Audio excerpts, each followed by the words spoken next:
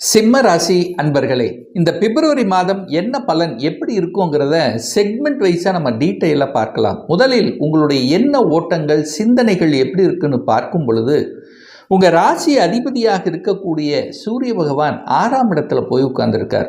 அதாவது ரணரோக சத்துருஸ்தானம் அப்படின்னு சொல்லுவோம். 6ஆம் இடம் கடன் தேடி வரும். ஹெல்த் பிரச்சனை நிறைய சிம்ம ராசி என்பவர்களுக்கு கொடுத்துருக்கும்.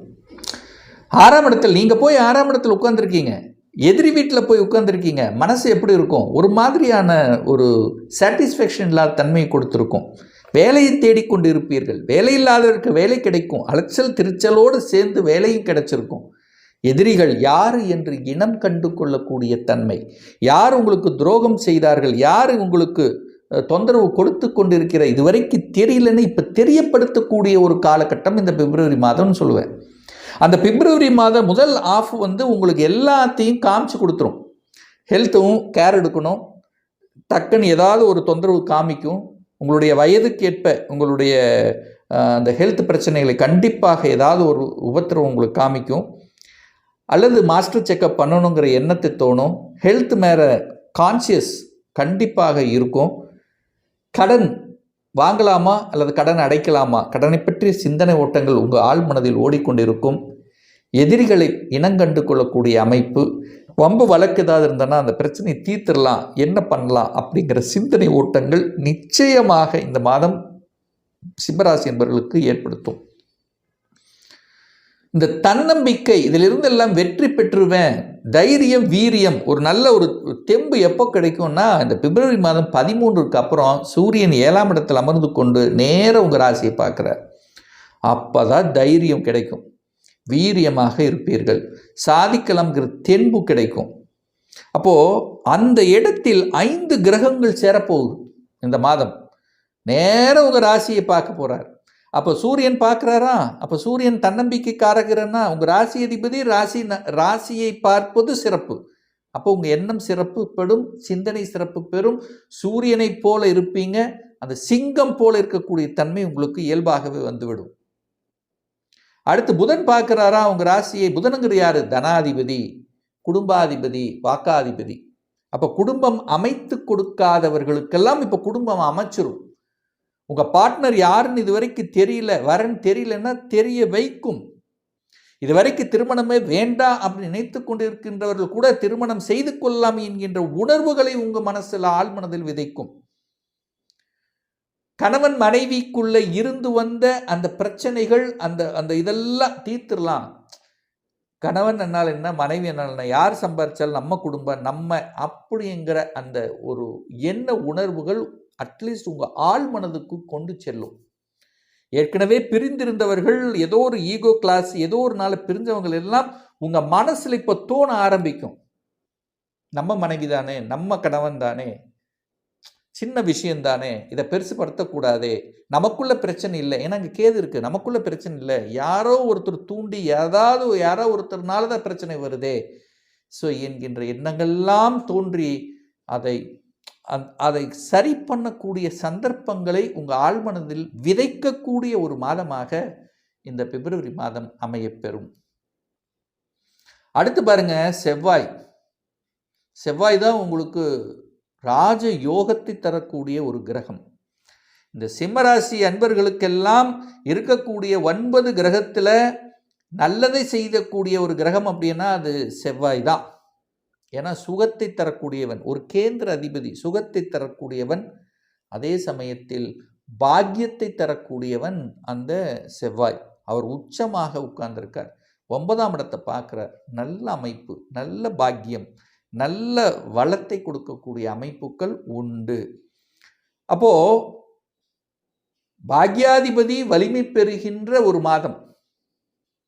அப்போ அந்த பாக்யாதிபதி எங்கெல்லாம் பார்க்கிறாரோ அந்த இடத்தையெல்லாம் நல்லது பண்ணக்கூடிய அமைப்புகளை உருவாக்கிறோம். அவ்வளவுதான்.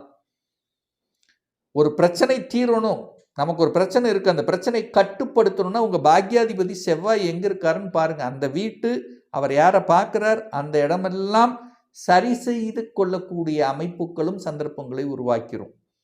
அப்போ குரு எங்க பார்க்கிறார், செவ்வாய் எங்க பார்க்கிறார்னு பாருங்க. செவ்வாய் எந்த நிலையிலும் உங்களுக்கு கெடுதலை பண்ண மாட்டார். என்ன ஒன்று, கோபத்தை தருவார், ஆக்ரோஷத்தை தருவார், ஸ்ட்ரெயிட் ஃபார்வர்டை தருவார். இந்த செவ்வாய் என்னாலே கோபம், செவ்வாய் என்னாலே பிடிவாதம், இதை தருவார்.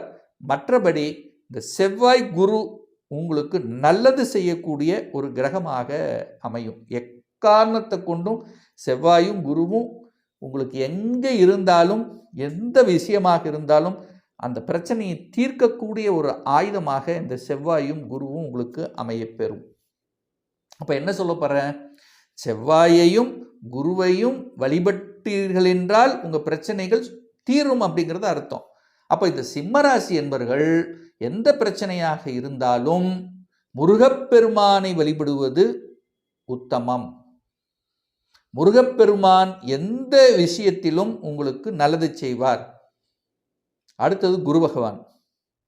ஸோ இந்த 2 குரு அப்படின்னாலே தட்சிணாமூர்த்தி வழிபாடு, இந்த 2 தெய்வங்களை வழிபட்டீங்கன்னா உங்களுடைய பிரச்சனைகள் சாந்தமாகும். சுப காரியங்கள் நடக்குமா இந்த மாதம்? 5 கிரகங்கள் அங்கு இணைவு ஏதோ ஒரு விதத்தில் உங்களுக்கு ஒரு சுபத்தை கொடுக்காமல் இருக்காது. உங்களுக்கோ அல்லது உங்கள் குடும்ப உறுப்பினர்களுக்கோ உங்களுடைய சகோதரர்களுக்கோ திருமணம் செய்யக்கூடிய அனைத்து விதமான பாக்கியங்கள் கொடுக்கக்கூடிய ஒரு காலகட்டம் இந்த காலகட்டம் அப்படின்னு எடுத்துக்கலாம். இந்த சிம்மராசி என்பவர்களுக்கு இப்போ அஷ்டம சனி நடக்குது. அஷ்டம சனி நடந்தாலே ஏதோ ஒரு வகையில் ஒரு வலி இருக்கும். 7க்குரியவன் 8ல் போயிட்டார், 6க்குரியவன் 8ல் போயிட்டார். அப்போ என்ன பண்ணணும், கணவன் அல்லது மனைவி, இந்த கணவன் மனைவிக்குள்ள அந்யோன்யத்தை வளர்த்து கொள்ள வேண்டும் என்பதில் ஸ்ட்ராங்காக உங்கள் மனசு இறங்கணும், உள்ளே இருக்கணும். என்னைக்கோ நடந்த பிரச்சனைகளை இப்போ கிளப்பி விட்டு அல்லது 3ஆம் நபர்களால் கிளப்பி விட்டு பிரச்சனை உருவாக்குவதற்கு ரெடியாக இருக்குது. ஏன்னா 6க்குரியவனும் அவனே, யார், சனிதான். 6க்குரியவனும் சனியே, 7க்குரியவன் திருமணஸ்தானத்தின் அதிபதியும் சனியே. அந்த சனி போய் 8ல் உட்கார்ந்துருக்கார். அப்போது நிச்சயமாக தம்பதிகளுக்குள்ள, கணவன் மனைவிக்குள்ள கருத்து வேறுபாடு வராமல் பார்த்து கொள்ளணும். இதை மட்டும்தான். Ego class no. இந்த இடத்தை மட்டும் நீங்கள் கவனமாக எச்சரிக்கையாக இருந்தாலே போதும். ஒருவருக்கொருவர் விட்டு கொடுத்து அன்பை பரிமாறிக்கொண்டாலே சிம்மத்துக்கு எந்த பிரச்சனையும் வரப்போவதில்லை. சார், தொழில் ரீதியாக எப்படி இருக்க போகுது, வேலை ரீதியாக எப்படி இருக்க போகுது? 10க்குரியவன் தொழில் ஸ்தானத்தின் அதிபதி யாருன்னா சுக்கிரன். அந்த சுக்கிரன் 7ஆம் இடத்திலிருந்து பார்க்குறார். அப்போ வேலை இல்லாதவர்களுக்கு வேலை கிடைச்சிரும், கண்டிப்பாக கிடைக்கும். கொஞ்சம் கஷ்டப்பட்டு வேலை கிடைக்கும். ஏன்னா தொழில் காரக கிரகமான சனி போய் 8ல் உட்காந்துட்டாரே. அப்போ 8ல் இருந்து 2ஆம் இடத்தை பார்க்குறார். அப்போது இந்த சிம்ம ராசி அன்பர்களுக்கு அசிங்கம் அவமானம் அப்படிங்கிற இந்த 2 வராமல் பார்த்து கொள்ளணும். நீங்களா போய் அசிங்கத்தையும் அவமானத்தையும் தேடிக்க கூடாதுங்கிறத மைண்டில் வச்சுக்கோங்க. ஏன்னா சனி 2ஆம் இடத்தை பார்க்குறார். சனி 2ஆம் இடத்தை பார்த்தோன்னா குடும்பத்தில் ஒரு கசப்பு உணர்வு. சனி என்னாலே கசப்பு, அதாவது ஏதாவது ஒரு ரூபத்தில் அது குடும்பத்தை பார்க்குறார். குடும்பத்தில் ஒரு கசப்பு வருவதற்கான வாய்ப்புகள் இருக்கிறது கோச்சார ரீதியாக. இதை மட்டும் மைண்டில் வச்சுட்டா போதும், அவ்வளோதான். அசிங்கம் அவமானம் கசப்பு வர மாதிரி இருக்கக்கூடிய இடத்துக்கு நம்ம போகாமலும் அல்லது தவிர்க்கப்படணுங்கிறத ஞாபகத்தில் வச்சுட்டாலே போதும். சிம்மராசி என்பர்கள் இந்த அஷ்டம சனி ஒன்றும் பண்ணாது. உங்களுடைய வேலையில் உங்களுடைய கர்மா என்னவோ அதை நீங்கள் செய்கிறீங்க. உங்களுக்கு என்ன கொடுத்த வேலையோ அதை செய்யுங்க, அவ்வளோதான். வேலை, ஏன்னா சனி என்பது தொழில் காரக கிரகம் 8ல் போயிருக்கார். அப்போ தொழிலில் ஒரு கசப்பை கொடுக்கக்கூடிய அமைப்பு இருக்குதுன்னு அர்த்தம்.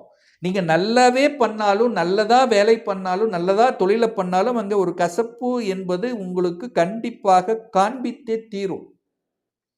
அப்போ அதை நீங்கள் பெருசாக எடுத்துக்க கூடாதுங்கிறது சொல்ல வர்றேன். ரைட். குரு பகவான் 11ல் இருக்கார். 11ஆம் இடத்திலிருந்து 5ஆம் இடத்தை பார்க்குறார். குரு தான் உங்களுக்கு எந்த விதத்திலும் நன்மை செய்யக்கூடிய ஒரு கிரகம். 5ஆம் இடத்தை பார்க்குது. குழந்தைகளால் அனுகூலம்.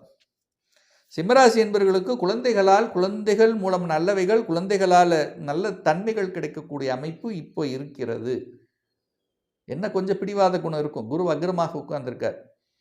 இது வேணும்னா வேணும், இது கொடுக்கணும்னா கொடுக்கணும், அப்படி இருக்கும் குழந்தைகள். பிடிவாத தன்மையோடு செயல்படுத்தக்கூடிய தன்மை இருக்கும்.